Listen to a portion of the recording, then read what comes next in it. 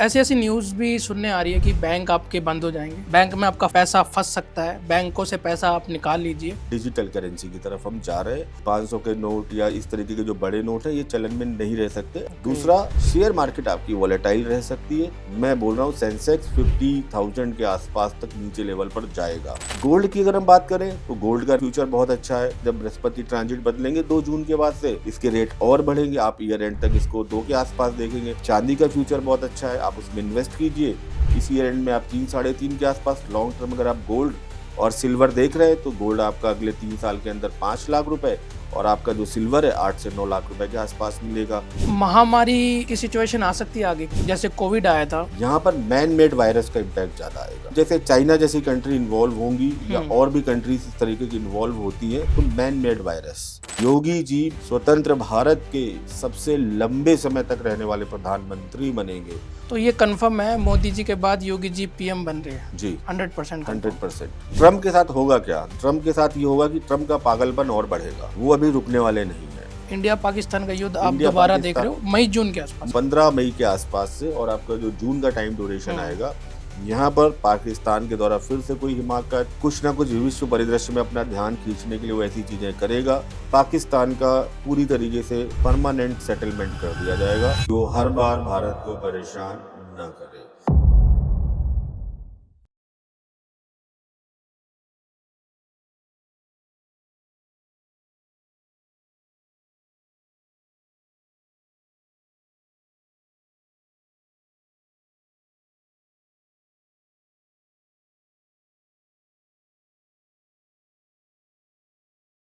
दोस्तों स्वागत है आपका आज के नए पॉडकास्ट में। आज का पॉडकास्ट बहुत ज़्यादा स्पेशल होने वाला है क्योंकि आज हम बात करने वाले प्रिडिक्शन के बारे में, भविष्यवाणी के बारे में, जियोपॉलिटिक्स के बारे में, एनर्जी क्राइसिस के बारे में। तो आज हमारे साथ स्टूडियो में मौजूद है एस्ट्रोलॉजर अंकित अग्निहोत्री जी।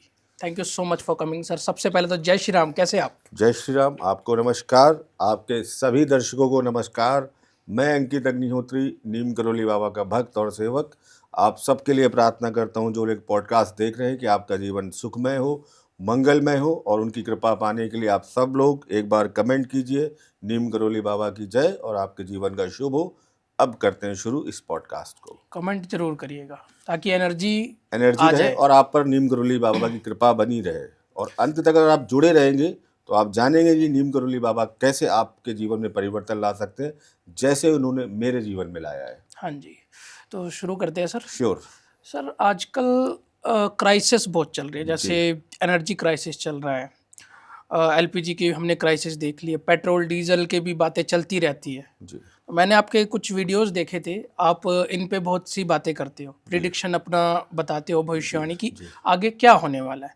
तो एनर्जी क्राइसिस को कैसे समझ रहे हैं हम, अब आने वाले टाइम में क्या हो सकता है? देखिए, मेरा जो फेवरेट टॉपिक भी है और जिस पे मुझे सबसे ज़्यादा अच्छा काम करने लगता है वो है मंडेन एस्ट्रोलॉजी। मंडेन एस्ट्रोलॉजी हमें इसी तरीके की जो इवेंट्स है, जियोपॉलिटिक्स इवेंट्स है, जो देश काल और परिस्थिति किसी बड़े भौगोलिक क्षेत्र में या किसी पर्टिकुलर किसी क्षेत्र में क्या परिवर्तन आने वाला है, इनको इंडिकेट करता है।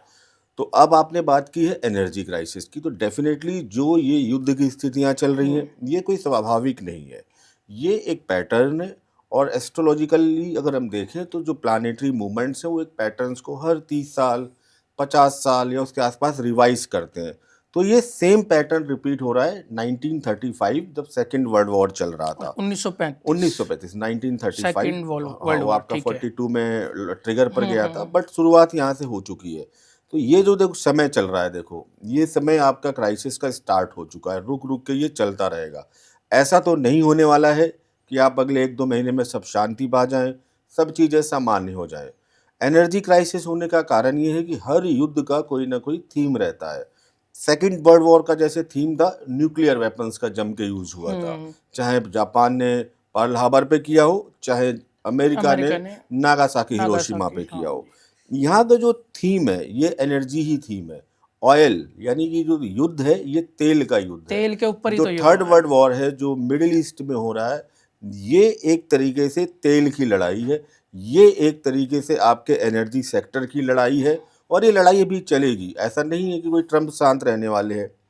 प्रैक्टिकल एस्पेक्ट की बात करें तो स्ट्रेट ऑफ हॉर्मुज, जहाँ से आपके 20% शिपमेंट इंडिया के लिए निकलते हैं, वो ब्लॉक है। उसको लेके एक तरीके का प्रतिद्वंदिता चल रही है। अमेरिका उसे अपने कब्जे में लेना चाह रहा है, आज ही उसने भेजा है कि उसकी जो नेवल शिप्स है उसे कवर कर ले, नाकेबंदी कर ले। यूएस में जो उनकी वार्ता होनी थी इस्लामाबाद में, जिसकी मैंने 2-3 दिन पहले ही प्रेडिक्शन कर दी थी कि वार्ता विफल होगी, वो विफल हो भी चुकी है। तो ये जो क्राइसिस है ये और बढ़ने हैं। जैसे अभी 22 अप्रैल के आसपास शनि आपके उदय होंगे, अभी अस्त चल रहे हैं, जी। तो जब मंगल की राशि में मंगल के साथ उन्होंने ट्रांजिट किया था अभी मीन राशि में, जब ये उदय हो जाएंगे 22 अप्रैल के बाद, तो ये फिर से जो आपका सिनेरियो है मंगल शनि का जो सिनेरियो है ये बढ़ाएगा। मंडेन एस्ट्रोलॉजी में शनि लॉन्ग टर्म इवेंट्स को दिखाता है और जो मंगल है वो इमीडिएट रिएक्शंस को दिखाता है। तो इमीडिएट रिएक्शंस आपको 22 अप्रैल के बाद में भी बढ़ते हुए आएंगे। धीमे धीमे देखिए जो स्थितियां बढ़ती जाएंगी, जब बढ़ेंगी तो एनर्जी क्राइसिस होंगे। तो कोई इसमें अब पैनिक तो हम हो के कुछ कर भी नहीं सकते, तो हमें क्या करना चाहिए, अपने जो रिसोर्सेज हैं उनका मिनिमम यूज़ करना चाहिए, वेस्टेज नहीं करना चाहिए। क्राइसिस वर्ड जो हटा के अगर हम कहें कि आने वाले टाइम में कुछ चीज़ों पर हमें लिमिटेड होकर रहना पड़ेगा, या उनकी लाइसेंसिंग हो सकती है या उनकी कंट्रोलिंग भी गवर्नमेंट की तरफ से हो सकती है। जैसे हमने बहुत कठिन समय में देखा है कि जब चीज़ें जिनकी सप्लाई कम हो और डिमांड ज़्यादा हो तो कंट्रोल सिस्टम आ जाता है। तो ये कंट्रोल सिस्टम में भी आगे भी आएगा। सपोज आप इस टाइम आप फ्री हैं, आप चाहे जितना भी पेट्रोल लें, लेकिन मे भी आने वाले टाइम में गवर्नमेंट कर दे कि आप पब्लिक ट्रांसपोर्ट का यूज़ ज़्यादा करें, आपके आधार को इस तरीके से लिंक कर दे कि जब तक ये क्राइसिस ख़त्म नहीं हो जाते आपको कुछ पर्टिकुलर अमाउंट ही पेट्रोल दिया जा सकता है। तो इस तरीके का लिमिटेशन भी हो सकता है। तो हमारा दायित्व है और हमारी रिस्पॉन्सिबिलिटी भी, अगर देश में ऐसा कोई संकट है तो वो आपका देश की वजह से नहीं है, पूरे विश्व परिदृश्य में जो दिक्कतें चल रही है उसका इम्पैक्ट है। तो हमें देश का साथ देना चाहिए, अपने प्रधानमंत्री का साथ देना चाहिए। हम कोविड से भी निकल गए, हम इससे भी निकल जाएंगे। सर कहने के लिए दो देशों की लड़ाई हो रही है, बट भुगत पूरा वर्ल्ड रहा है, दुनिया भुगत रही है बिल्कुल इसको। ठीक कह रहे हैं। तो देखिए इसी को हम वर्ल्ड वॉर कहते हैं, जिसका इम्पैक्ट आप और हम सब पर आए। आज की डेट में देखिए जो चीज़ों के दाम बढ़ रहे हैं, अगर आप लड़ाई कहें तो 3 कंट्री बेसिकली आपस में लड़ी हुई हैं, इजराइल, अमेरिका एंड यूएस। लेकिन पेट्रोल के दाम बढ़े तो पैसा तो आपकी जेब से निकल रहा है। एलपीजी के दाम बढ़े, आज हमारे यहाँ जो साथ में हमारे काम करते हैं, चाहे हमारे ड्राइवर साहब हों, चाहे हमारे ऑफिस में स्टाफ काम करता हो, तो मैं सुनता रहता हूँ, वो कहते हैं कि साहब गैस की बड़ी किल्लत है, 400 रुपए की 1 किलो मिलती है, मिलती है, बड़ी दिक्कत हो पहले रही है। 100 रुपए मिलती थी। हाँ, तो वो ये जो इम्पैक्ट आया है क्या इंडिया उनकी जेब पर आया ना, ट्रम्प, नेतान्याहू और मुस्तफा खामनेई की इंडिविजुअल लड़ाई नहीं रह गई है, वो इंडिया में बैठे किसी गरीब वाहन चालक की जेब पर भी असर डाल रहा है। असर तो तो इसी को इम्पैक्ट कहते हैं कि ये और बढ़ेगा आने वाले टाइम में। मे बी जो युद्ध की स्थितियां बढ़ेंगी, भारत पाकिस्तान वाला पार्ट, चाइना वाला पार्ट, इसी युद्ध में मैं आगे जोड़ूंगा। अभी जो अभी जो चल रहा है middle east Asia, middle east में चल रहा मिडिल है, ईस्ट की चल रही है अभी। यहाँ पर एशिया में भी कॉन्फ्लिक्ट होगा। अभी आपका जो चाइना ताइवान पर भी कुछ ना कुछ एक्शंस लेगा, तो ये भी सिचुएशंस बढ़ेंगी। भारत पाकिस्तान का कॉन्फ्लिक्ट होना, ये वॉर की सिचुएशंस बढ़ेंगी। क्यों कि ये सेम जो ट्रांजिट पोजीशन है, हम 1935 का जब चार्ट निकालते हैं तो ऐसी ही दिखेंगी। और एक टर्म यूज होता है, मैं हर जगह बोलता हूँ, हर बार नए दर्शक सुनते हैं तो उनको अपडेट भी कर देता हूँ कि जब जब पद्म पुराण के उत्तरखंड में रेफरेंस है, शनि जब जब आपका वृषभ राशि रोहिणी नक्षत्र में प्रवेश करता है तो कहीं ना कहीं इसको कहते हैं रोहिणी सकट भेदन। ये जो समय होता है युद्ध का होता है, महामारी का होता है और इन चीज़ों का होता है। आप 30-30 साल पीछे जाएं तो आपको ये सारे पैटर्न दिखते हुए रिपीट होते हैं। यहाँ से जाएं 2000 के आसपास, वो आप देखेंगे इराक वाला सद्दाम हुसैन वाला कॉन्फ्लिक्ट चल रहा था, भुज में आपका भूकंप आया था, संसद पे आतंकी हमले हुए थे। और पीछे चले जाएं आप 30 साल, ऑलमोस्ट 73 के आसपास भारत बांग्लादेश युद्ध, एक नए देश का जन्म होना। और 30 साल पीछे जा रहे हैं तो आप सेकेंड वर्ल्ड वॉर चल रहा है आपका 42 के आसपास। और पीछे जा रहे हैं 30 साल तो 12 से 14 तक का जो टाइम है 1912 to 14, ये भी आपका वर्ल्ड वॉर का टाइम था, वर्ल्ड वॉर 1। तो जो पहली लड़ाई थी उसमें आदमी बहुत ज़्यादा हताहत हुए थे, दूसरे में न्यूक्लियर वेपन्स, तीसरे में आपके जो संसाधन है उन पर अटैक हो रहा है। वो संसाधन चाहे एनर्जी के हो, वो संसाधन चाहे आपका बैंकिंग सिस्टम हो, वो संसाधन आपका चाहे डेटा हो, वो संसाधन आपका चाहे आपका पैरेलल इकोनॉमी या फेक करेंसी हो। तो इन सारी चीज़ों का इन्वॉल्वमेंट बढ़ना है। मुझे ऐसा बहुत कम संभावनाएं लगती हैं और मैंने कहा है ईश्वर न करे कि कभी कोई देश किसी दूसरे देश पर परमाणु बम छोड़े, क्योंकि उसका जो प्रभाव होता है वो एक देश तक सीमित नहीं रहता। मुंबई से तेहरान केवल 2800 किलोमीटर दूर है। आप हवा को नहीं रोक सकते, उस बिल्कुल नहीं रोक रेडिएशन को सकते। नहीं रोक सकते। जहाँ पर परमाणु बम गिरता है उस जमीन पर अगले 50 साल तक कोई खेती नहीं हो सकती। नदियों का पानी जहरीला हो जाता है और जो लोग इमीडिएट मर जाते हैं, काफ़ी करोड़ों लोग मरते नहीं, वो तो भाप बन के उड़ भाप जाते हैं, बन के मरने उड़ का भी जाते टाइम नहीं मिलता। जो थोड़े बहुत बच जाते हैं वो जिंदा रेडियो एक्टिव लाशें बनकर घूमते हैं, कोई देश उनको लेता नहीं है और वहाँ पर जन्म लेने वाले बच्चों के डीएनए में विकृति आती है।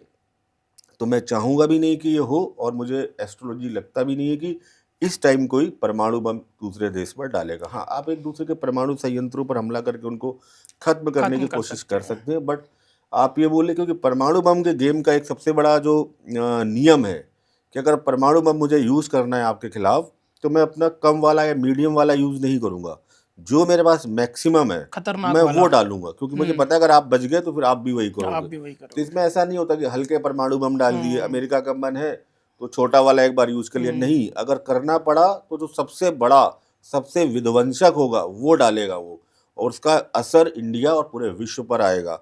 तो होना भी नहीं चाहिए और मेरे हिसाब से एस्ट्रोलॉजी भी इसको परमिट नहीं कर रही है। तो ईरान की कुंडली क्या कहती है? क्या ईरान की ट्रम्प देखिए, जो है ईरान को पूरी तरह से निस्तो नाबूद कर सकते हैं, खत्म कर सकते देखिए ईरान की कुंडली, देखिए मैं हमेशा कहता हूँ जब भी आप बात करें हैं? तो डेटा को लेकर बात करें। ओके। अप्रैल 1979 तेहरान की कुंडली कर्क लग्न की कुंडली बनाते हैं। उस कुंडली को जब हम एनालाइज करते हैं तो वहाँ पर हमने, जब ये हुआ भी नहीं था, फरवरी मिड में बोल दिया था कि वहाँ पर किसी बड़े राष्ट्र नेता की हत्या या सुप्रीम लीडर खत्म हो सकता है, सत्ता परिवर्तन होगी, नई सत्ता आएगी।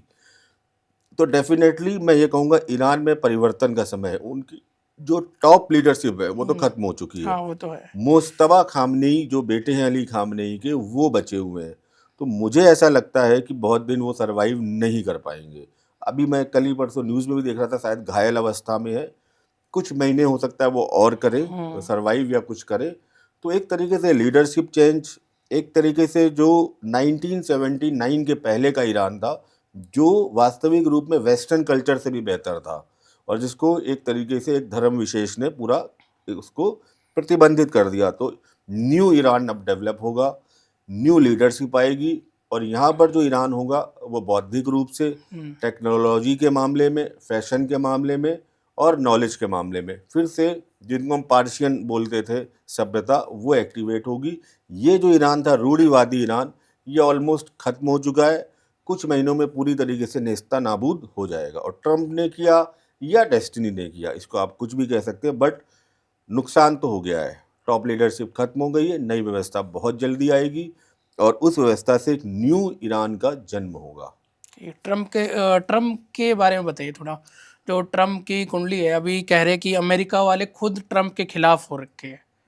आगे क्या देखने को मिल सकता है हमें ट्रम्प के देखिए लिए? ट्रम्प के लिए हम जो कुंडली यूज़ करते हैं वो है 14 जून 1946 की कुंडली, सिंह लगन की कुंडली है। D1 एंड D9 दोनों जगह सूर्य और चंद्रमा बुरी तरीके से पीड़ित है, अमात्य कारक, आत्मकारक कुंडली में अच्छी अवस्था में नहीं है। दशा भी अभी ठीक नहीं चल रही है। जून के बाद उनकी वर्ष कुंडली भी बनेगी जहाँ पर मुंथा चौथे भाव में आएगा, जो अपयश को दिखाता है। ट्रम्प के साथ होगा क्या, दो चीज़ें होंगी। ट्रम्प के साथ ये होगा कि ट्रम्प का पागलपन और बढ़ेगा, वो अभी रुकने वाले नहीं हैं। और ट्रम्प के लिए मैंने उनके इलेक्शन से पहले भी बताया था, आगे भी बता रहा हूँ, ये आपका पूरा यूएस को डिवाइड जब तक नहीं हो जाएगा तब तक ये अपना जो नेगेटिव इम्पैक्ट है छोड़ते रहेंगे। इन्हीं के टाइम में आप देखेंगे यूनाइटेड स्टेट से कुछ स्टेट के अलग होके जाते हुए। अब एक चीज़ बेहतर ये होगी कि मिड नवंबर में वहाँ पर आपके मिड टर्म इलेक्शंस होते हैं यूएस में 2 साल के बाद, senate and house of representative के लिए। तो वहाँ से इनकी पावर कुछ सीज होंगी तो शायद कुछ शांत हो। लेकिन ट्रम्प ये पूरी दुनिया को इस तरीके से जैसे परेशान कर रहे हैं, करते रहेंगे। और आई थिंक जो हर वर्ल्ड वॉर का कोई ना कोई हीरो होता है और कोई ना कोई विलेन होता है। सेकेंड वर्ल्ड वॉर के जो आपके विलेन थे, मुसोलिनी, हिटलर और बहुत सारे लोग, तो यहाँ पर ये ट्रम्प सब आज से सबसे 50 बड़ा साल विलन। बाद जब बच्चे पढ़ेंगे आपके, हमारे या उनके बच्चे पढ़ेंगे, तब पढ़ाया जाएगा कि ट्रम्प वो व्यक्ति था जिसने पूरे विश्व को तीसरे विश्व युद्ध की मुहाने पर लाकर खड़ा कर तो दिया। आप इस युद्ध को वर्ल्ड वॉर 3 का नाम दे रहे हो? और आप इसे क्या कहेंगे, आप वर्ल्ड वॉर 3 नहीं कहेंगे तो क्या कहेंगे? देखिए आपका यूक्रेन रशिया वाला पार्ट तो वो तो चल 2022 से ही रहा शुरू है। हो गया, 2025 से ये चल गया। इंडिया पाकिस्तान का ऑलमोस्ट काफ़ी हद वो तक तो वहाँ हो गया था, बट चलता ही सेटल रहता डाउन है। हो गया। अब की बार जो होगा इंडिया पाकिस्तान का, वो फाइनल पोजीशन में होगा। पाकिस्तान के स्प्लिट होते हुए देखेंगे, यानी ऑपरेशन सिंदूर 2.0 शायद जो पिछली बार इसी टाइम हुआ था या मई में हुआ था, मुझे ध्यान नहीं है, 6-7 मई के आसपास। ये फिर से होगा मई जून के आसपास, ये चीज़ें आपकी दिखती है। इंडिया पाकिस्तान का युद्ध आप इंडिया दोबारा देख रहे पाकिस्तान हो मई जून के आसपास? मई जून 15 मई के आसपास से, और आपका जो जून का टाइम ड्यूरेशन आएगा, यहाँ पर पाकिस्तान के द्वारा फिर से कोई हिमाकत, कुछ ना कुछ विश्व परिदृश्य में अपना ध्यान खींचने के लिए वो ऐसी चीज़ें करेगा, अपने आप को विक्टिम दिखाने की कोशिश करेगा और भारत पर करेगा प्रहार। लेकिन भारत की जो स्थिति है इस टाइम मजबूत है। वृषभ यानी कि टॉरस असेंडेंट की कुंडली है, दशा मंगल में राहु चल रही है, मुंह तोड़ जवाब मिलेगा। पाकिस्तान का पूरी तरीके से परमानेंट सेटलमेंट कर दिया जाएगा कि वो हर बार भारत को परेशान न करे। तो इस बार जो प्रभाव होगा वो क्षणिक या छदम नहीं होगा, वो एक्चुअल होगा, जहाँ पर भारत अपनी फुल क्षमता के साथ यहाँ पर प्रहार करेगा।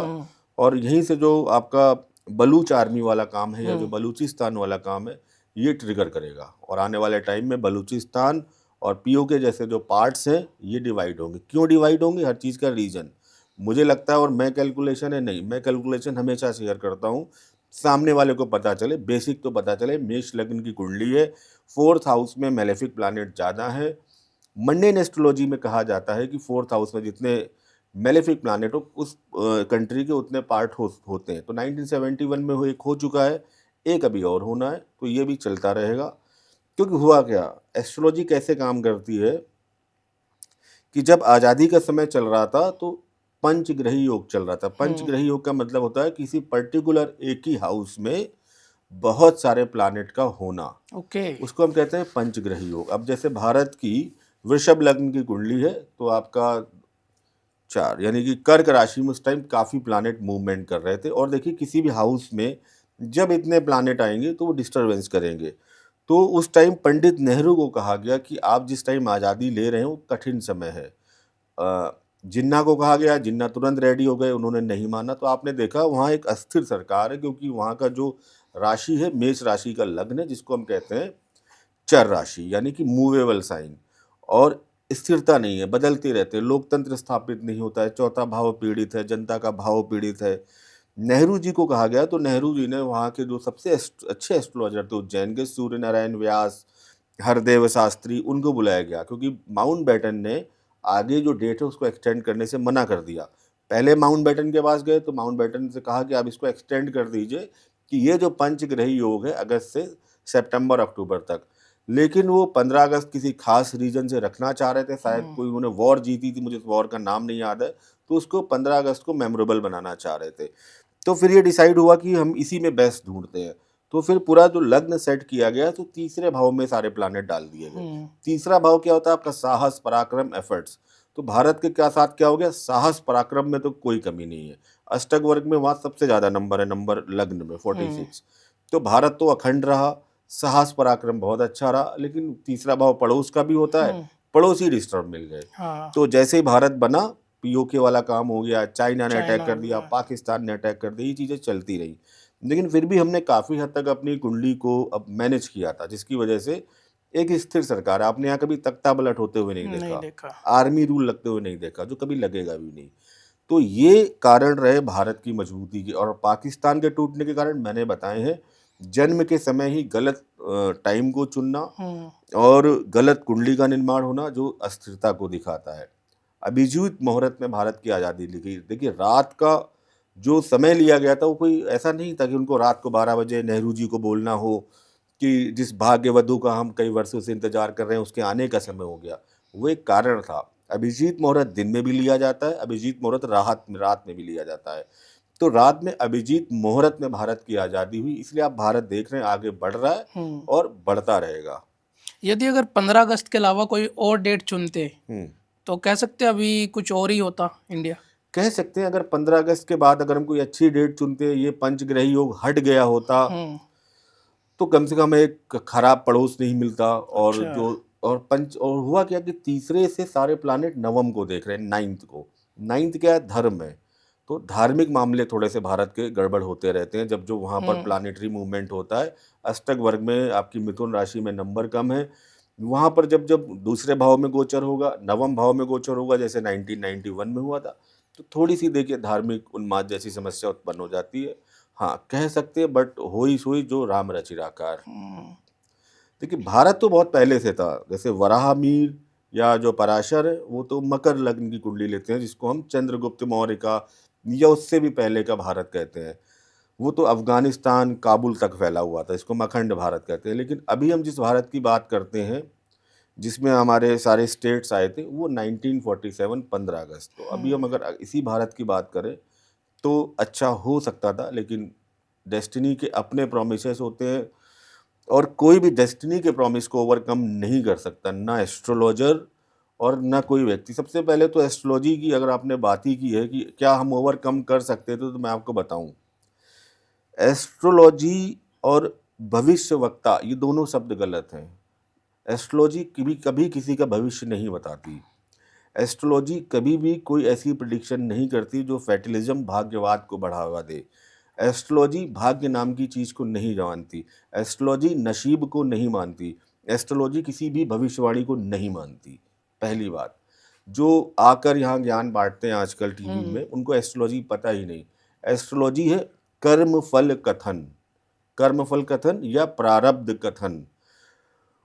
एस्ट्रोलॉजर सिर्फ एक पोस्टमैन है। अच्छा। पोस्टमैन जानते हैं, आपके घर पर आता होगा। और गांवों में पहले क्या होता था कि हम पढ़ नहीं पाते थे, बुजुर्ग लोग, तो उनकी चिट्ठी पढ़ भी हाँ, देता पढ़ था। भी देते थे। तो यही है एस्ट्रोलॉजर, एक प्रारब्ध पढ़ने वाला। और डेस्टिनी की कुंडली या डेस्टिनी जिस दिन आपकी चिट्ठी खोलनी चाहेगी, उसी दिन आपके पास वो सही एस्ट्रोलॉजर मिलेगा। टोटल एस्ट्रोलॉजी कर्म थ्योरी पर बेस्ड है। इसमें कोई भी भाग्य, नसीब, चमत्कार, मिरेकल कुछ नहीं हो सकता। लाखों जेम्स पहन लो, लाखों पूजा करा लो, कुछ नहीं होना। आपका जो जन्म हुआ है, भगवत गीता के अकॉर्डिंग आपकी आत्मा का रूपांतरण हुआ है एक शरीर से दूसरे शरीर में, ठीक है। और जब आत्मा कैरी फॉरवर्ड हो रही है तो बिल्कुल वैसे ही होती है जैसे 31 मार्च को आपके कंपनी की बैलेंस शीट है, तो आपने 1 अप्रैल 2025 से 31 मार्च 2026 तक जो भी किया है उसका लेखा जोखा क्या बचा है, या तो प्लस होगा या माइनस होगा। जीरो होगा इट मीन्स कंपनी बंद हो रही है, ठीक है, तो शट डाउन। और हमारे यहाँ जब जीरो होता है आपके लेखा जोखा में, उसको मोक्ष कहते हैं। अच्छा। कि आपके पास कोई भी कर्म भोगने को नहीं है, ना अच्छे ना बुरे। आपका प्रारब्ध अब इस सोल को परमात्मा में मिक्स कर देता है। या तो प्लस आएगी बैलेंस शीट या माइनस आएगी। जैसे माइनस आया, फिर 1 अप्रैल 2026 को माइनस सबसे पहले चढ़ा दिया जाएगा, कैरी फॉरवर्ड हो कैरी जाएगा। फॉरवर्ड। और यही तो आपका जन्म होता है जो आप लेकर आए हैं अपने पास्ट लाइफ से। क्यों 5 साल के बच्चे को कैंसर होता है? क्यों आपके जन्म लेते ही एक बच्चे की ओपन हार्ट सर्जरी हो जाती है? क्यों एक बच्चा जीवन भर कठिन परिश्रम करता है, खराब शरीर लेके आता है? तो हम क्या है, बहुत संकीर्ण मानसिकता के साथ देखते हैं। लेकिन जो हमारा सनातन है, जो हमारी नॉलेज है, वो कहती है ये शरीर एक इंस्ट्रूमेंट है किसी कर्म को भोगने के लिए। जो इसका वास्तविक उत्तराधिकारी वो तो आत्मा है, और आत्मा तो अजर है, अमर है, अजर अमर। कैरी फॉरवर्ड कर रही है।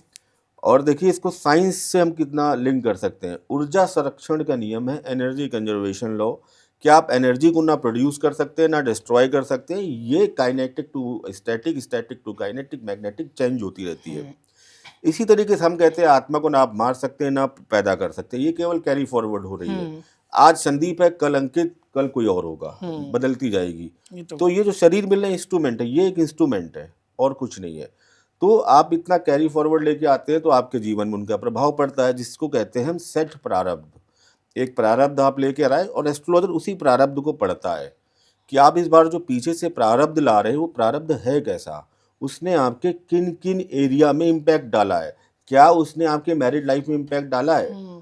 अगर मैरिड लाइफ में इम्पैक्ट डाला, इट मीन्स कि आप अपनी पास्ट लाइफ जर्नी में इस रिलेशन के लिए काफ़ी हद तक ऋणी थे, आपने बहुत खराब परफॉर्मेंस की थी, तो ये नेगेटिव होके आपके पास आया। अब इसके कर्म आपको भोगने पड़ेंगे।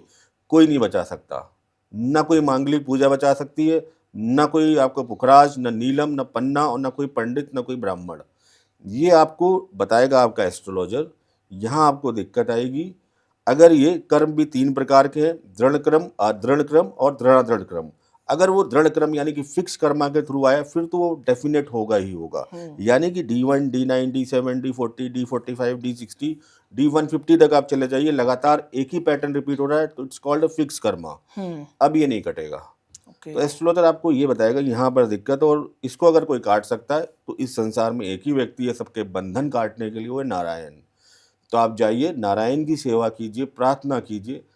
अगर उनको अच्छा लगा तो कर सकते हैं, बाकी तो इसमें कोई उपाय नहीं। और एस्ट्रोलॉजी का काम भी यही है कि आपको रास्ता बताना। जैसे आप कहीं जा रहे हैं, भटक गए हैं, तो उसका केवल इतना बताना कि इस गली में नहीं, आप जो पता ढूंढ रहे हैं वो उस गली में है। जाना भी आपको है, करना भी आपको है, और सही एस्ट्रोलॉजर भी आपको तभी मिलता है जब आपकी डेस्टिनी चाहती है कि आपके जीवन में हेल्प हो।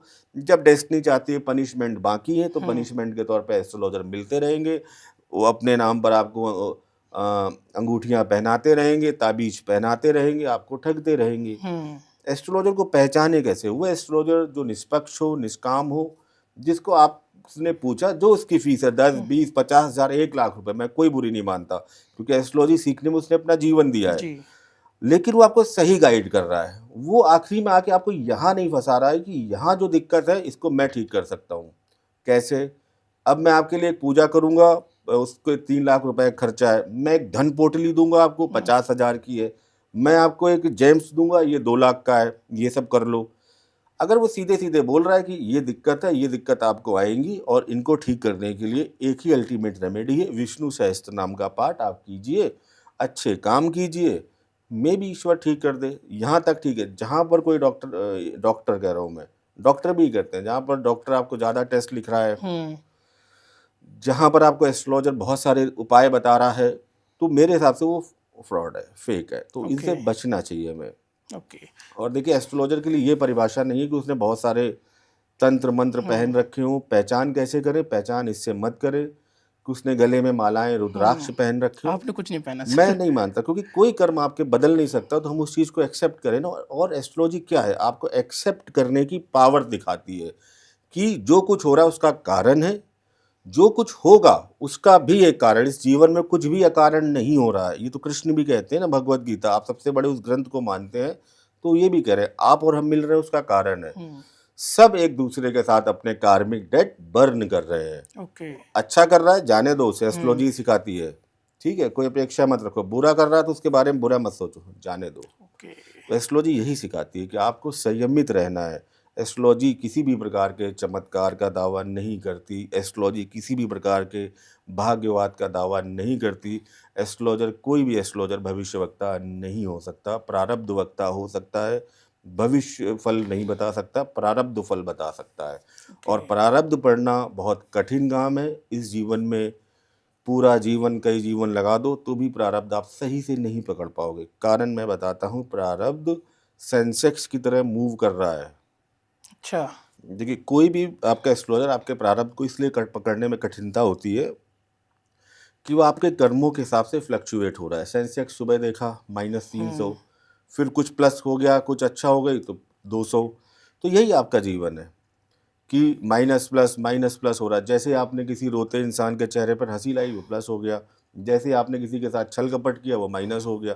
तो उसको पकड़ना दैवज्ञ कृपा चाहिए, आपका ज्ञान चाहिए, और उसके लिए किसी भी प्रकार के बाहरी आवरण की आवश्यकता नहीं है। आप वैसे मान लीजिए एक डॉक्टर है, और वो उसके ज्ञान से उसकी वैल्यू है। उसकी वैल्यू उससे नहीं है कि वो 2-3 थर्मामीटर मुंह में लगा ले, 5-6 दवाइयों के पैकेट लटका ले, इलेक्ट्रॉल ग्लूकोज की बोतल लटका ले, डिप लगा ले। तो ये क्या शो कर रहा है? ये शो कर रहा है कि आपके अंदर कमी है, और आप इस बाहर की आवरण से इम्पैक्ट डालना चाह रहे हो। डॉक्टर आएगा जीन्स टी शर्ट में, आप देखते हैं नॉर्मल है, बहुत ज़्यादा वाइट कोट, आला जो उसको बेसिक है।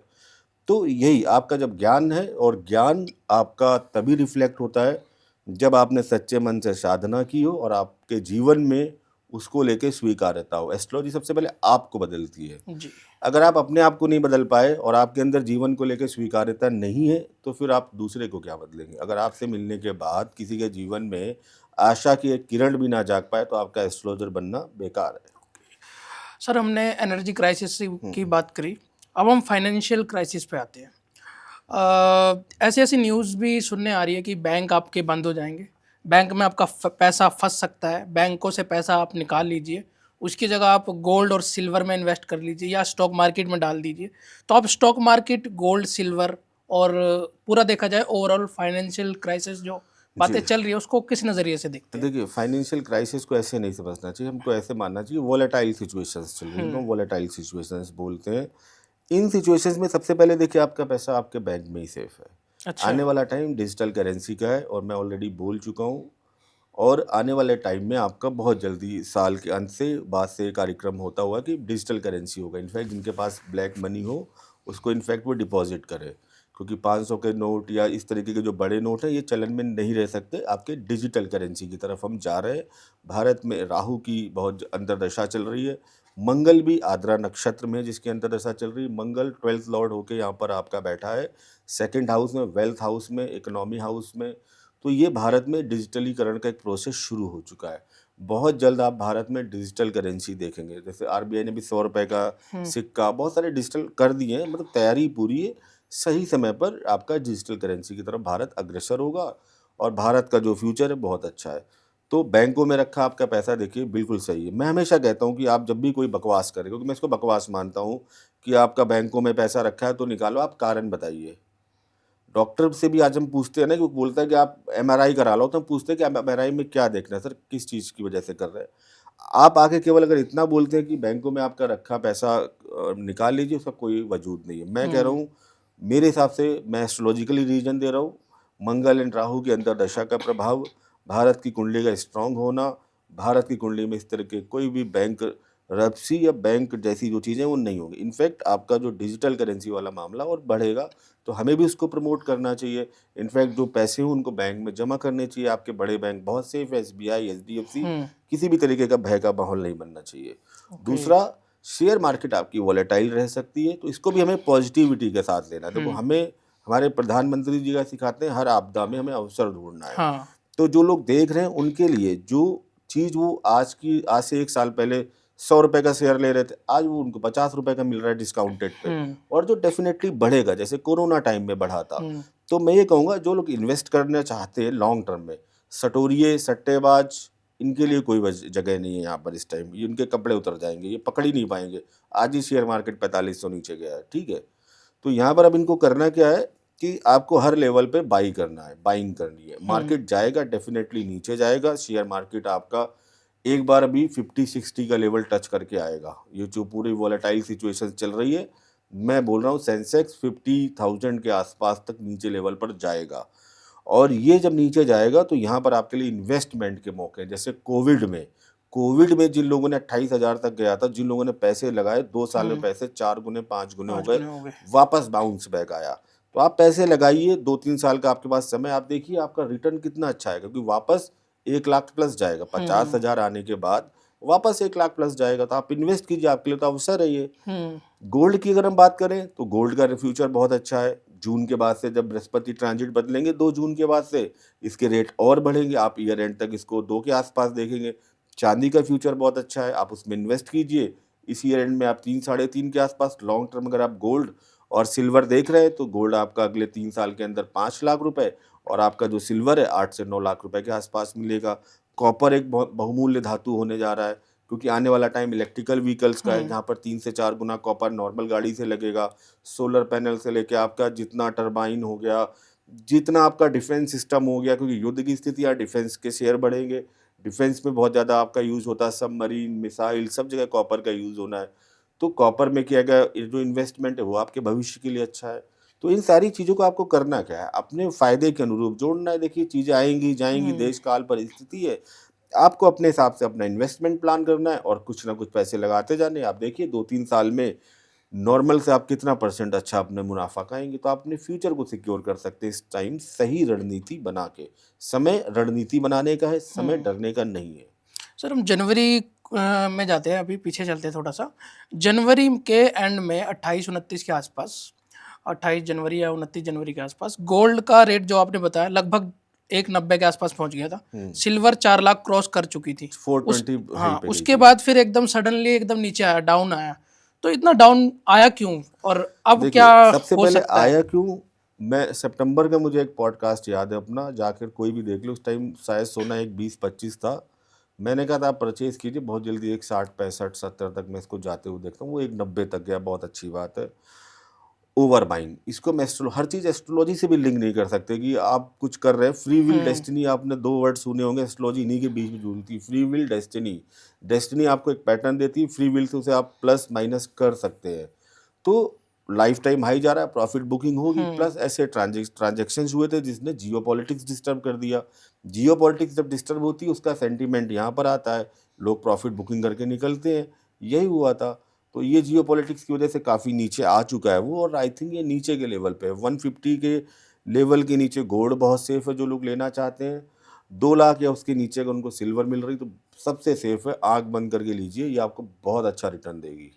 अभी तो नीचे इतना चला गया था, 134 तक दोबारा आ गया था गोल्ड, हाँ, और वो भी अभी देखिए खैर चलता धीरे धीरे रहेगा, ऊपर जा रहा है। वॉलेटाइल सिचुएशंस चलेगी। आप लॉन्ग टर्म देखिए, आप लॉन्ग टर्म में इसमें इन्वेस्टमेंट अच्छा रहेगा। शेयर मार्केट का थोड़ा सा मुझे रहता है वो कंटिन्यूटी बनी रहेगी डाउनफॉल की, तो जो लोग भाई सट्टा खेलते हैं, इंट्राडे खेलते हैं, वो बच के रहे, नहीं तो उनको काफ़ी हैवी लॉसेस हो सकते हैं। 2026 ईयर एंड गोल्ड का प्राइस क्या होने वाला है, आई थिंक 190 2 के आसपास पहुंच जाएगा और वो। सिल्वर का? सिल्वर का 3 साढ़े 3 के आसपास ओके। और दोबारा अगर से। कोई गोल्ड और सिल्वर में इन्वेस्ट नहीं कर सकते तो वो कॉपर में करे? कॉपर में तो मैं कह रहा हूँ, ऑप्शन दे रहा हूँ, कॉपर भी कीजिए, कॉपर भी बहुत अच्छा इन्वेस्टमेंट है।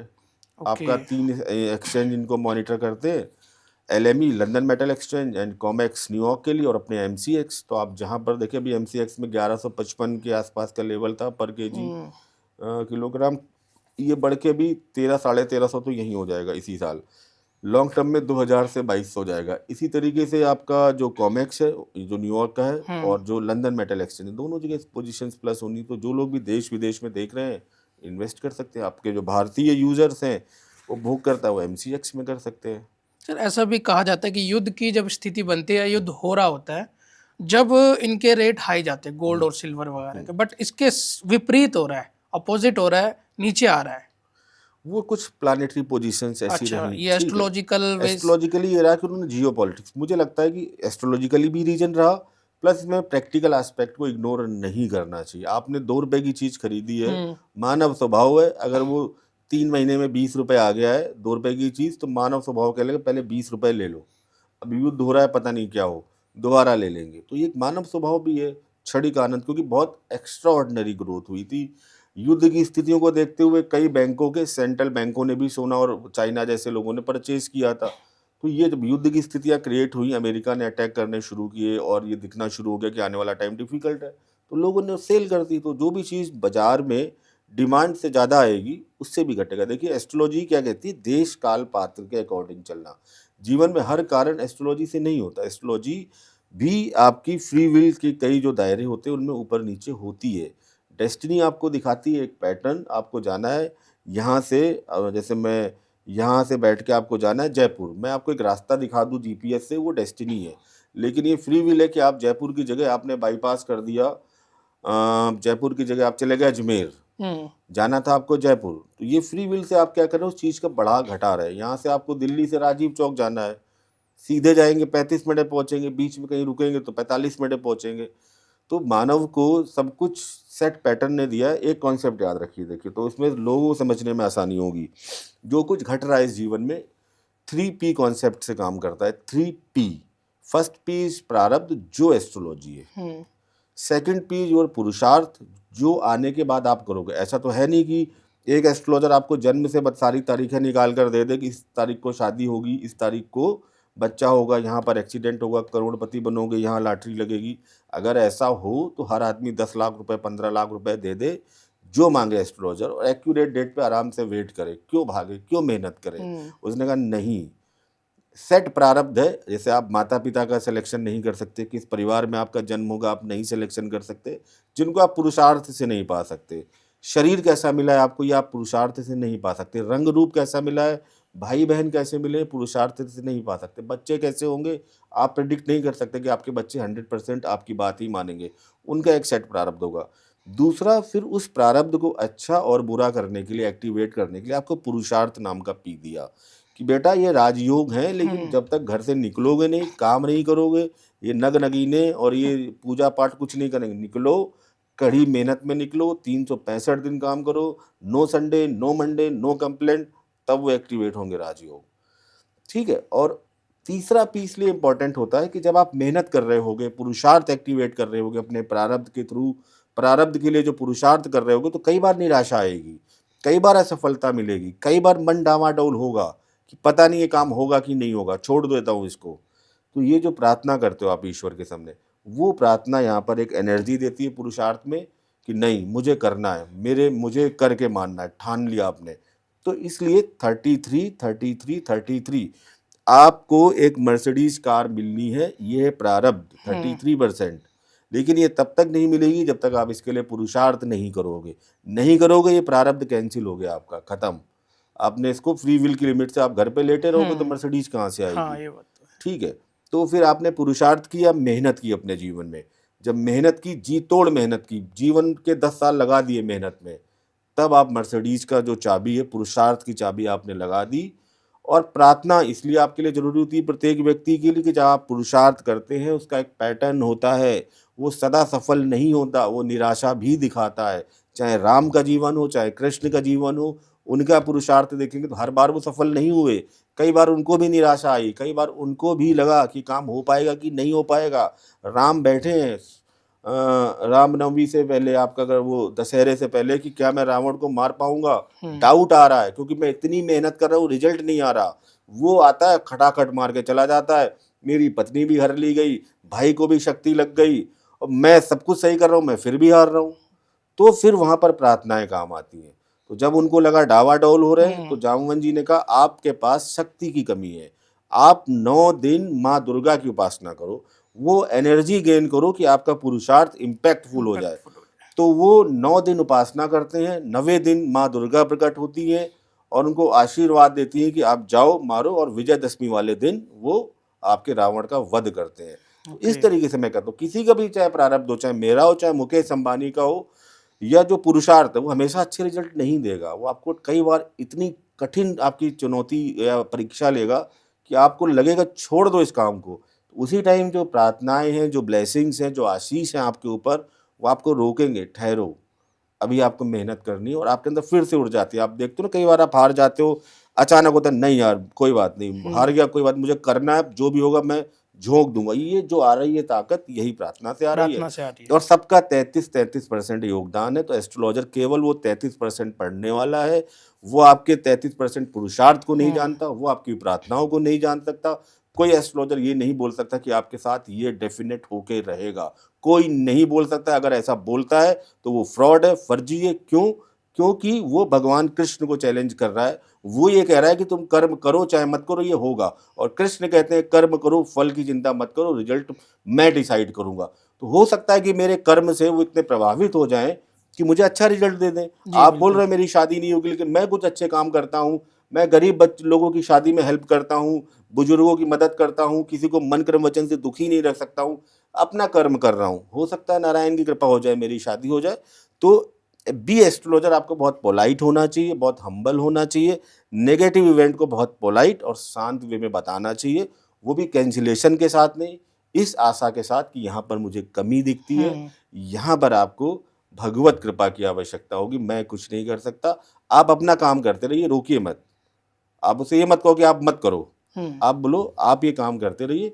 लेकिन यहाँ पर एक तो मेहनत ज़्यादा लगेगी, ये आप मान के चलिए, और दूसरा बिना भगवत कृपा के आप पार नहीं होंगे। मैं तो ये सब इसलिए बता रहा हूँ कि एस्ट्रोलॉजी यही है, जो हम देख रहे हैं, समझ रहे हैं टीवी पर, वो नहीं है।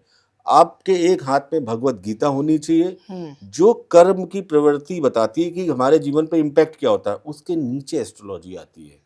वो एस्ट्रोलॉजी एक टेक्निक है भगवत गीता में दिए गए कर्मों को पढ़ने की, जीवन में आपके क्या घट रहा है उनको पढ़ने की एक कला है बस। तो भगवत गीता पढ़िए, और एस्ट्रोलॉजर से बचने की अचूक रेमेडी मैं देता हूँ। अगर आप चाहते हैं 3 कोटों से बच जाइए आप, मैं तीनों कोटों की रेमेडी देता हूँ आपको। इन तीनों कोटों से जीवन, एक तो पहले काला कोट और सफ़ेद कोट हमें परेशान करते थे, बड़े बुजुर्ग कहते थे काला कोट और सफ़ेद कोट से बच गए तो जिंदगी सफल है। अब आ गया पीला कोट। पीला कोट भगवाधारी, फर्जी भगवाधारी। तो इस पीला कोट से अब ज्यादा बचना पड़ रहा है, क्योंकि जब काला कोट और सफेद कोट हार जाता है तो हम इनकी शरण में जाते हैं, पीले कोट की। अब पीला कोट फिर हमें ऐसा ताम झाम सिखाता है कि हमें लगता है कि मर जाना ही बेहतर है इस जीवन से। तो इन तीनों से बचने की मैं एक अचूक रेमेडी देता हूँ, काला कोट, पीला कोट और आपका सफ़ेद सफेद कोट। अगर आप अपने जीवन में विष्णु सहस्त्र नाम का पाठ करते हैं, आप अपने जीवन में शुभ कर्म करते हैं, मन क्रम वचन से किसी का अहित नहीं करते हैं और अपनी मेहनत पर इस तरीके से काम करते हैं कि सिर्फ कर्म कर रहे हैं, फल के प्रति बहुत ज़्यादा आपको अपेक्षा नहीं है, क्योंकि जब जब आप फल की अपेक्षा करेंगे आपका कर्म प्रभावित होगा। आप देखिए आपके जीवन में सब कुछ शुभ होगा। विष्णु सहस्त्र नाम का पाठ कीजिए, गाय की सेवा कीजिए और गरीब या बुजुर्ग लोगों की सेवा कीजिए। 3 काम आप कीजिए। ईश्वर की मैं आपको विश्वास दिला सकता हूँ ईश्वर की तरफ से कि आपको ना कभी किसी एस्ट्रोलॉजर के पास जाना पड़ेगा, ना किसी डॉक्टर के पास, ना किसी वकील के पास। भगवान इन तीनों से बचाए हम सबको, मैं ये जी कहूँगा। बिल्कुल बिल्कुल। क्योंकि यहाँ पर मैं थोड़ा-सा आपको इसलिए रोक रहा हूँ कि मैं यहाँ पर ये कहूँगा कि हमारी जो एस्ट्रोलॉजी वो साइंस है बहुत ज़्यादा। अब यहाँ पर जो कैलकुलेशंस हैं, जो चीज़ें हैं, चाहे आपका पाई मेसॉन हो, चाहे आपका फोटोन हो, ये सब हमारे पास है, चाहे एटम हो, सब हम पढ़ चुके हैं। अब इसको बहुत ज़्यादा परिभाषित और नियंत्रित कर लिया गया है कि व्यक्ति विशेष दावा करते हैं किसी की डेस्टिनी को बदलने का, और हमारे जो पुरुष हैं, जो हमारा ज्ञान है, वो कभी ये दावा किया ही नहीं कि मैं डेस्टिनी बदल सकता हूँ किसी की। तो ये समझना चाहिए, इसको जीपीएस की तरह यूज़ करना चाहिए, पता बताने वाले व्यक्ति की तरह यूज़ करना चाहिए एस्ट्रोलॉजर को डाकिये की तरह यूज़ करना चाहिए, पोस्टमैन की तरह, बस। जी सर, महामारी की सिचुएशन आ सकती है आगे, जैसे कोविड आया था उस जी। टाइप से कुछ महामारी आप देख रहे हो? देखिए हाँ, ये थोड़ा-सा मुझे लगता है, इसलिए इसमें कोई डरने की वाली बात नहीं है। पैंडेमिक या कुछ ऐसी सिचुएशंस आएँगी जो आने वाले समय में, देखिए इस जो युद्ध का जो पैटर्न है, जो हम 2020 के बाद से देख रहे हैं, यहाँ पर मैन मेड वायरस का इम्पैक्ट ज़्यादा आएगा। Man made. अब जैसे चाइना जैसी कंट्री इन्वॉल्व होंगी या और भी कंट्रीज इस तरीके की इन्वॉल्व होती हैं, तो मैन मेड वायरस, जो मैंने कहा ना, मिसाइल यूज़ नहीं करेंगे, एटॉमिक बम नहीं गिराएंगे, उनको पता है कि उसके नेगेटिव इम्पैक्ट ज़्यादा आते हैं। और वो भी चाइना अगर हम पर गिराएगा तो वो बच जाएगा क्या, वो ये भी जानता है ना। तो आजकल क्या चल रहा है कि मैड मेन वायरस ज़्यादा चल रहा है। तो कोरोना भी था, जो बहुत लोगों का मानना था, मेरा भी अपना मानना है, मैन मेड वायरस था और उसका कोई कारण था हमारी पूरे इकोनॉमिकल सिस्टम को कोलैप्स करने का। तो ये मैन मेड वायरस आ सकता है आने वाले टाइम में, और ये इसी मैंने कहा ना, महामारी और युद्ध दोनों रोहिणी सकट भेदन में होते ही होते हैं। रोहिणी के मतलब नक्षत्र, सकट मतलब बैलगाड़ी। जब शनि रोहिणी में जा रहा है तो इसका मतलब महामारी आएगी। तो हमें तैयार रहना चाहिए। देखिए एस्ट्रोलॉजी का अब आपको यूज़ करना चाहिए, डरना नहीं चाहिए। अब आपको पता है तो आप अपनी इम्यूनिटी मजबूत कीजिए, अपने फाइनेंशियल सिस्टम मजबूत कीजिए कि आने वाले अगर 1-2 वर्षों में कभी लॉकडाउन लग गया या 26-27 में महामारी आ गई, तो आप मेंटली और फिजिकली स्ट्रांग है, मजबूत है। तो बस एस्ट्रोलॉजी यही है कि आपको अपना जो समय है उसको बेनिफिट लेके अपने आप को मजबूत करना। तो महामारी तो आ सकती है और ये मैन मेड वायरस होंगे। मैं यहाँ एक पुराण की बात करना चाहूँगा। भविष्य मालिका पुराण की बहुत सी बातें हो रही है आजकल पॉडकास्ट में, और कहा जा रहा है 2028 में ऐसी ऐसी बीमारी आएगी, 64 प्रकार की बीमारी आएगी और आधे आधे घंटे में व्यक्ति की मृत्यु हो जाएगी। तो ऐसा कुछ भविष्यवाणी को सबसे कैसे पहले देखते हो तो आप? यहाँ पर मैं आपको ही करेक्ट कर दूंगा, भविष्य मलिका कोई पुराण नहीं है। जो हमारे पुराण लिखे गए थे उसमें भविष्य मलिका नाम की कोई चीज़ नहीं है। अच्छा। ये मैन मेड है, कुछ 500-600 साल पहले लिखा गया है। मैं इसको पूरी तरीके से बकवास, फर्जी, मनगढ़ंत बताता हूँ, ऐसा कुछ नहीं होगा। अच्छा, भविष्य मालिका नाम की आपके हिसाब से कोई चीज़ ही नहीं है? कोई चीज़ नहीं है। ये इसके नाम पर डर फैलाया जा रहा है, आतंक फैलाया जा रहा है, डराया जा रहा है, कुछ नहीं हो रहा। ऐसा भी कहते हैं कि कल की अवतार आ चुके हैं, अब कल दुनिया के का अवतार अंत। होंगे, हमारे पुराणों में है, तो कल की अवतार तो होगा, आने वाले समय में आएगा और उसका प्रभाव बढ़ेगा। अब कल की या भगवान अब वैसे नहीं आएंगे ना, देश काल पात्र के हिसाब से आएंगे ना। अगर आप कल की को ये मान रहे हैं कि वो राम जी की तरह धनुष बाण लेके आएंगे, ऐसा नहीं है। जब धनुष बाण चलते थे तो धनुष बाण लेके आए थे, इस बार आएंगे ना मिसाइल लेके। तो आप नहीं पहचान पाओगे कौन कल की। हमारे बीच में कोई कल की होगा, कोई महापुरुष होगा जो देश को लीड कर रहा हो सकता है। मोदी जी कल की हो, आप मान सकते हो क्या? तो देश काल पात्र के हिसाब से अब कल की वैसे नहीं आएंगे। भगवान का जो हमने एक प्रारूप देखा है कि वो मुकुट लगाते हैं, गले में बहुत सारे हार होते हैं और एक तरफ चक्र, ये नहीं होगा। जैसा देश वैसा उनका भेष। इंसानी रूप में भी अब इंसानी रूप में होंगे, आप जैसे, हम में जैसा कोई व्यक्ति होगा जो इस देश को बहुत आगे ले जाएगा, जो इस देश के शत्रुओं का नाश करेगा, तो बिल्कुल वैसे ही होगा। उसको ऐसा कोई, और देखिए भगवान कभी चमत्कार नहीं करते। भगवान की खासियत, वो चमत्कार वाला व्यक्ति नहीं होगा। उसको आप बिल्कुल पहचान सकते हैं ये व्यक्ति कल की नहीं है जो ये दावा करे कि वो चमत्कार कर रहा है। राम ने कभी चमत्कार नहीं दिखाया अपने जीवन में। नदी पार करनी थी तो उन्होंने चाहते तो पूरी नदी सुखा सकते थे। जब समंदर सुखाने का जो व्यक्ति वो मादा ताकत रखता है कि रखता एक है। तीर से मैं पूरा समुद्र सुखा सकता हूँ, तो क्या नदी नहीं सुखा सकते थे? पैसे नहीं थे, मतलब वनवासी थे, तो राम ने केवट से आग्रह किया कि मेरे पास पैसे नहीं है, तो उसने बैठा लिया, चलो मैं आपको पार लगा देता हूँ। तो ये होता है कि जो आपका जो अपब्रिंगिंग होती है वो इम्पैक्ट डालती है कि मैंने काम किया है तो मुझे कुछ देना चाहिए। तो उन्होंने अंगूठी मांगी, तो केवट ने नहीं ली सीता जी की। उन्होंने कहा नहीं, आप भी स्टाफ हो, मैं भी स्टाफ हूँ, मैंने यहाँ पार लगाया, आप ऊपर कर देना। बल्कि तो लक्ष्मण। इस तरीके से होती हैं चीजें। तो भगवान जो मिरेकल का दावा करे वो चमत्कार का दावा करे, जो विनाश का दावा करे वो कल की नहीं, जो सृजन का दावा करे, जो निर्माण का दावा करे, जो साधारण हो, जो सरल हो, वही कल की है। जगन्नाथपुरी में जो मंदिर है उसमें ऊपर कहते हैं उनकी चोटी पे चील पंखी आजकल बैठ रहे हैं, उनकी ध्वजा उल्टी होगी, ध्वजा गिर गई, तो उसका इम्पैक्ट अभी जो चल रहा है ये वॉर वगैरह, उसका इम्पैक्ट है ये। मैं इसको साइंटिफिक नहीं मानता। एस्ट्रोलॉजी साइंटिफिक है, और जो ये चीज़ें हो रही है ये प्रेडिक्टेड थी। अगर वो ध्वजा ना भी गिरती तो भी प्रेडिक्टेड थी। ध्वजा गिर गई, या आप जो कह रहे हैं, मैं सम्मान है जगन्नाथपुरी का, लेकिन मैं भविष्य मलिका को बिल्कुल मनगढ़ंत, फिजूल, बकवास और लोगों को डराने वाली किताब का पुलिंदा मानता हूँ, और मैं इसका विरोध करता हूँ, कंडेम करता हूँ। किसी पुराण में कोई इसकी विश्वसनीयता नहीं है। इसके नाम पर बस पढ़ के डर फैलाया जा रहा है। इसको मत पढ़िए, इसकी कोई बात कभी सही नहीं होगी। जी। हम योगी जी पे आते हैं और मोदी जी पे आते हैं, तो दोनों की कुंडली के बारे में आप बताइए। देखिए, योगी जी की आपकी सिंह लगन की कुंडली है, और शुक्र की दशा उनकी एक्टिवेटेड है। शुक्र में शुक्र चल रहा है। 27 में भी उनका शुक्र में फिर सूर्य की अंतर्दशा आएगी। शुक्र 20 साल रहेगा उनका, यानी कि 44 तक, 2024 से शुरू हुई है। शुक्र आपको पता है सिंह लगन की कुंडली में दशमेश होता है, 10th लॉर्ड होता है, प्रोफेशन को दिखाता है, बहुत अच्छी कंडीशन में है। तो अब आप देखेंगे मोदी जी आने वाले टाइम में केंद्र की तरफ आपको आते हुए दिखेंगे। ये ऑलरेडी योगी जी केंद्र की तरफ आपको आते हुए दिखेंगे। भारत के प्रधानमंत्री बनेंगे। मिड 2027 के बाद से उनका समय एक्टिवेटेड है। वहाँ से नेतृत्व परिवर्तन होगा। आपके योगी जी भारत के, स्वतंत्र भारत के सबसे लंबे समय तक रहने वाले प्रधानमंत्री बनेंगे। योगी जी मथुरा और काशी का शिलान्यास करेंगे। योगी जी जिनके हाथ से सनातन की जो ध्वज पताका है पूरे विश्व में लहराएगी। योगी जी जिनके हाथों एक बड़े और सनातन का जो प्रचार है, जो हिंदुत्व है, अपनी एक्सट्रीम पोजीशन पे जाएगा। ये डेस्टिनी के उनके काम है। मोदी जी को भी बहुत अच्छे काम दिए थे। डेस्टिनी ने बहुत अच्छा काम किया, हमारी ध्वज पताका लहराई। वर्षों से जिस रामलला को टेंट और तिरपाल में रखा था लोगों ने, उन्होंने उनका मंदिर में प्राण प्रतिष्ठा की। पूरा देश, पूरा सनातन, पूरा जनमानस उनका आभारी रहेगा। अब लेकिन डेस्टिनी अपने हिसाब से प्रत्येक व्यक्ति को काम सौंपती है। अब उनका ग्रेसफुल रिटायरमेंट का समय है।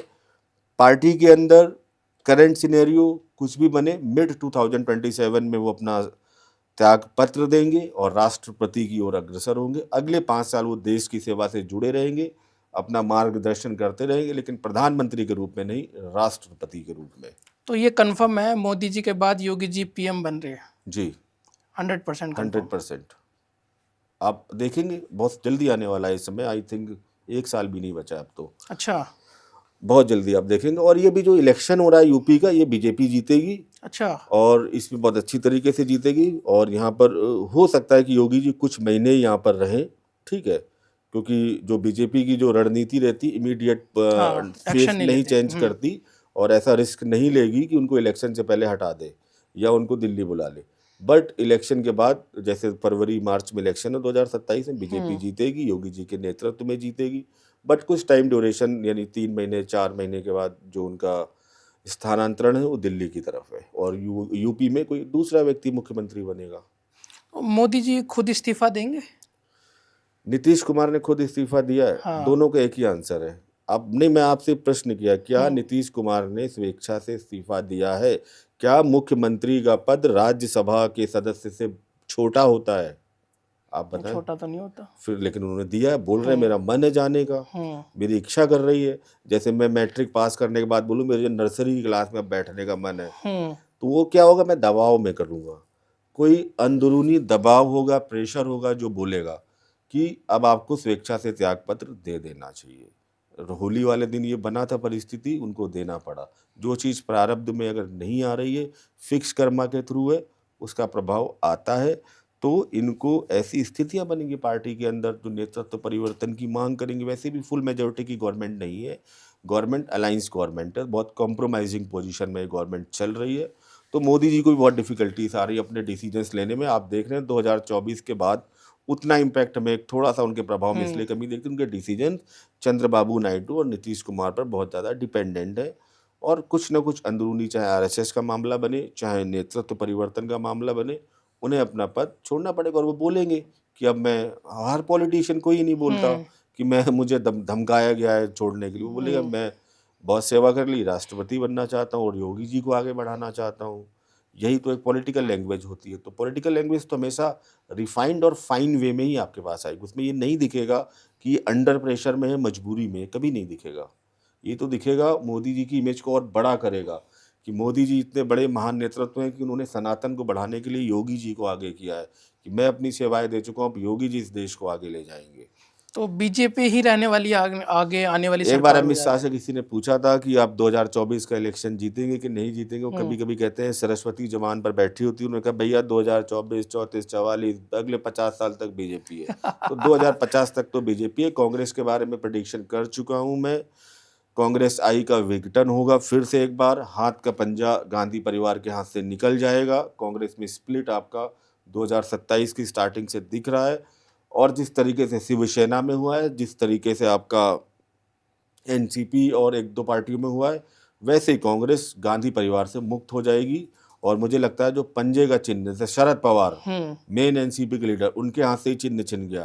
ठाकरे धनुष बाण मेन चिन्ह उनका उन्हीं के हाथ से छिन गया। पंजा गांधी परिवार का, मतलब गांधी परिवार कोई अथॉरिटी नहीं होगी पंजा यूज करने की। एक ऐसी कांग्रेस जिसमें गांधी परिवार के लिए कोई जगह नहीं। तो ये बात तो सर साफ होगी कि राहुल गांधी के योग बिल्कुल भी नहीं है पीएम बनने के। नहीं, देखिए जब कांग्रेस के योग नहीं है तो फिर स्वाभाविक रूप से राहुल गांधी के भी नहीं है। कांग्रेस पतन की ओर है अगर मैं कहूँ तो, अपनी नीतियों की वजह से। और देखिए श्रापित है कांग्रेस की कुंडली और कांग्रेस के लोग श्रापित है। श्रापित है, तो श्राप का प्रभाव आ रहा है। इसको थोड़ा सा समझिए सर, श्रापित गौहत्या करवाना, सनातनी पे अत्याचार करना, और बहुत सारे उनको श्राप लगे हुए हैं। ठीक है, तो उसी वजह से देखिए सभी अननेचुरल डेथ में जा रहे हैं।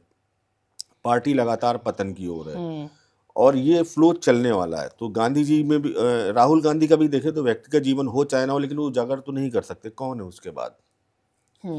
लास्ट अगर हम देखें सिपाही गांधी परिवार को, तो राहुल गांधी है। बिल्कुल। प्रियंका गांधी को ना कांग्रेसी एक्सेप्ट करेंगे, ना सनातनी एक्सेप्ट करेंगे, ना उनकी संतानों को। फिर भविष्य क्या है? गांधी मुक्त।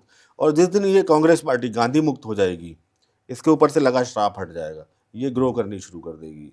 अगर वो सुन रहे हैं कांग्रेस का कोई लीडर, मेरी तो सलाह है कि एक बार यहाँ से वो लीडरशिप से हट जाएं, टॉप लीडरशिप से हट जाएं, पपेट ना बैठा लें। जैसे खड़गे जी जैसे लोग पपेट हैं, सबको पता है। मनमोहन सिंह पपेट थे। पपेट हटा के इनको बिल्कुल अलग कर दिया जाए तो कांग्रेस ग्रो कर सकती है, अच्छा राइज कर सकती है। बट ऐसा होगा नहीं, क्योंकि डेस्टिनी ही चाह रही है कि ये डिस्ट्रॉय हो। सनातन को किस नज़रिए से देखते हो आप? मतलब सनातन का प्रचंड आगे आने वाले समय में बढ़ेगा या और कम होगा? प्रतीक के रूप में राम हर जगह है, ठीक है, लेकिन राम सनातन का आप जो एक्सट्रीम जानना चाह रहे हैं, वो तब है जब राम आपके अंदर हो, या राम उन जगह पर हो जहाँ पर राम ने हमें वो मर्यादाएं सिखाई थी। तो किसी फिल्म का ही लाइन है, मेरी नहीं है, और मुझे बड़ी अच्छी लगती है। और मेरे राम तो वही है कि राम ही तो करुणा में है, शांति में राम है। राम ही तो एकता में है, प्रगति में राम है। राम बस भक्तों नहीं शत्रु के भी चिंतन में है। देख तज के पाप रावण, राम तेरे मन में है। राम तेरे मन में है, राम मेरे मन में है। राम तो घर घर में है, राम हर आंगन में है। मन से रावण जो निकाले, राम उसके मन में है। ये राम है।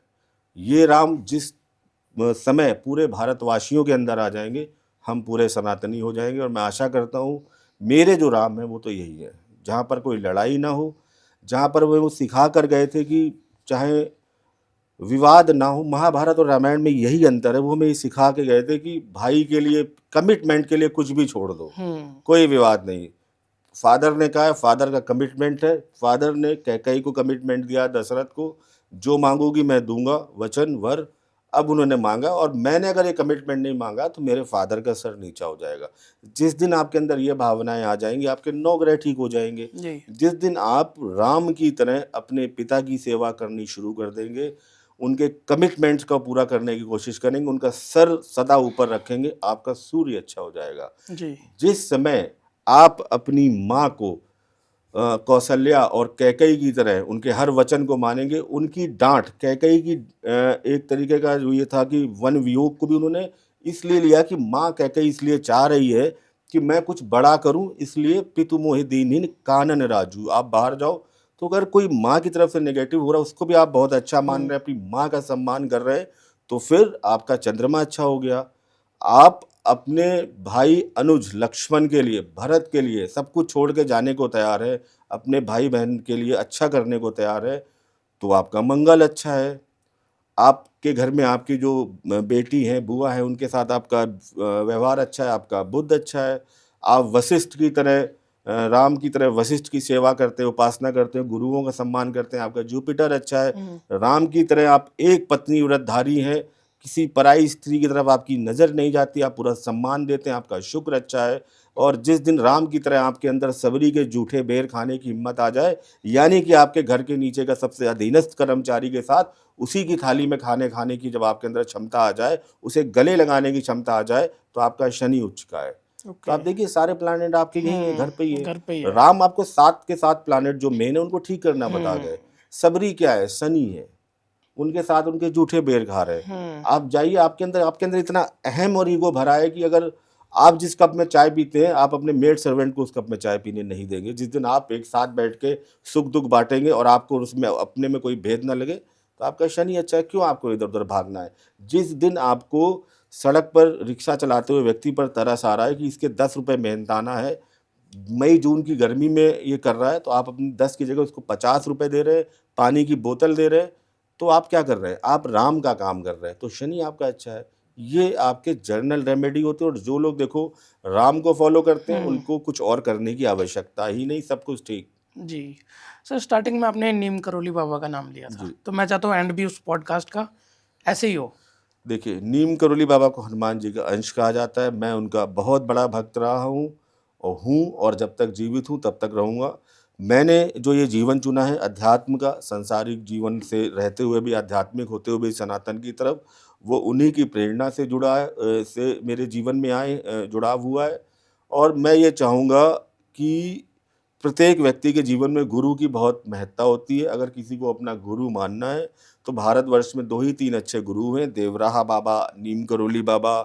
अगर आप लोग ये वीडियो जो लोग भी देख रहे हैं, मेरे जीवन में उन्होंने जो भी परिवर्तन किए हैं, आप मेरे चैनल पे भी जाके देख सकते हैं। बहुत चमत्कार किए, मेरे पूरा जीवन उनके चमत्कारों से भरा पड़ा है। मैं आपसे चाहूँगा कि अगर आप ये वीडियो देख रहे हैं, तो कहीं न कहीं आप नीम करोली बाबा की जो कृपा है वो आप पर आनी है, तो आप उनके साथ जुड़िए। आपके घर के आसपास कहीं पर भी कैंची धाम या नीम करोली बाबा का कोई आश्रम हो, आप जाएं। मैं आपको एक वादा कर सकता हूं, जिस दिन आप जाएंगे आपका जीवन बदलेगा।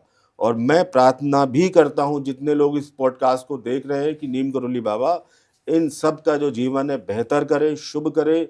इनके जीवन में आज से कुछ ऐसा हो कि अपने जीवन में एक्सट्रीम पोजीशन पे जाएं।